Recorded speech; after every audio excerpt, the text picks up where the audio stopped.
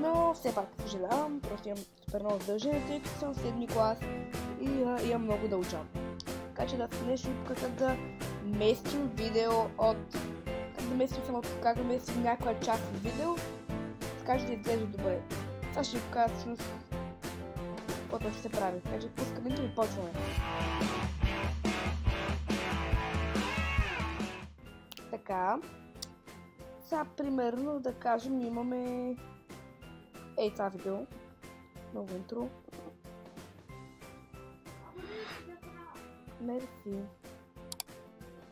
Така. И примерно искаме да добавим за Instagram.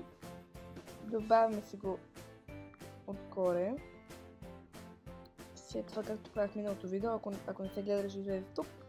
Избирате това и пишете Here. И аз го грешно естествено. Here. Просто Here. И ето виж как се появява средата на екрана. Не е много добре. Това просто кликаме два пръста, натискаме Transform. И вече ще го местим където искаме.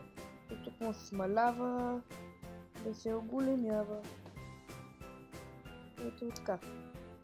Сте done. Готово. И готово.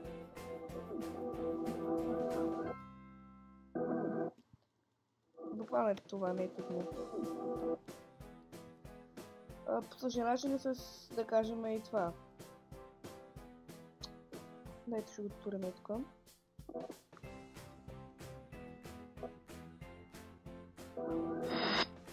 Добре, това обикновено го намалям, защото звука е много травнеш.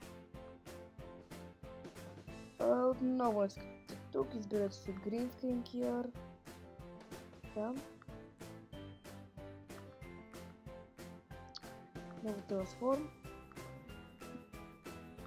Тъй като това е Final Cut, е доста по-лесно и Green Screen се изрязва по правилен начин.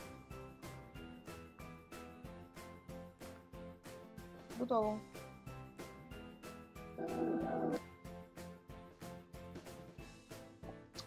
Това е. Благодаря, че гледахте.